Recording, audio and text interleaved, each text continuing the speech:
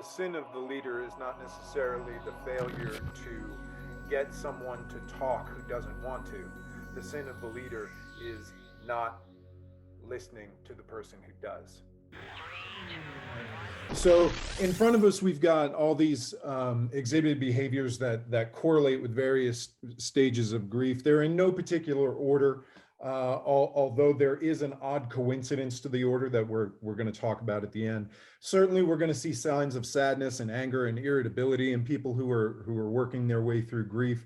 They may find it hard to concentrate. We have discussed the inverse of this is sometimes true. Particularly in the denial phase, some people become hyper-focused at work because it's a way to block everything else out. So the inverse of that particular entry is something to be aware of as well.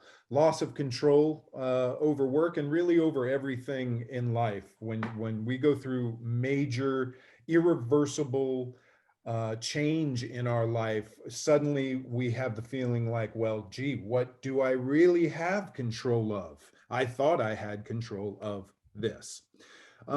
Irritability and impatience with coworkers, cynical or critical attitude at work, that kind of goes hand in hand also with falling silent. When your most outspoken people fall silent, suddenly that can very well be an indication that there's something going on that's not being communicated.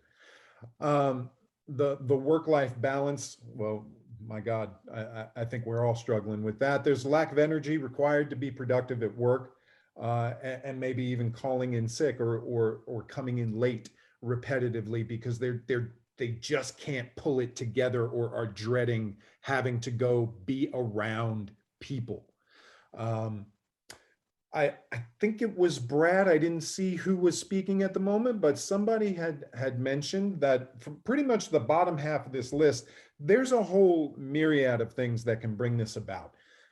Now, I in my career, I deal with the mother of all grief scenarios, right? The tragic, untimely loss of a loved one, a close personal relationship.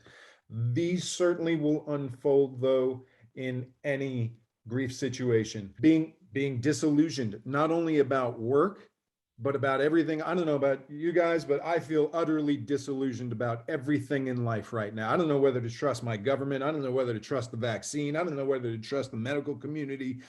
Has nothing to do with work, has nothing to do with loss, has nothing to do with spontaneous, immediate change in my life. But as Brad had mentioned, just kind of a culmination of everything that's going on that is bringing a certain amount of grief to work every day for nearly 100% of your people. So we'll see all of these things play out in every single stage of the grief process, as grief is not a path that we walk, but an ocean that we are tossed around in.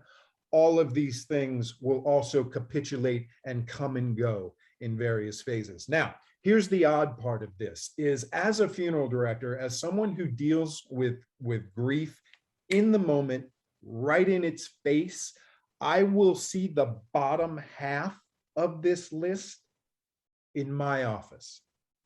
That's what I see unfolding rapidly.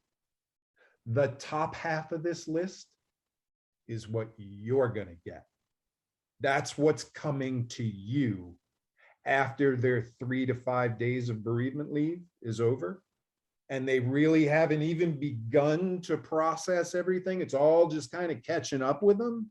That's when the top half of that list will unfold. And I've seen this happen time and time again, whether it be through funeral service or through the operations I've run at a local level, on a regional level, the kids' teams that I have coached. You show me the top half of this list, I will show you someone who is going through the bottom half of it, and inversely.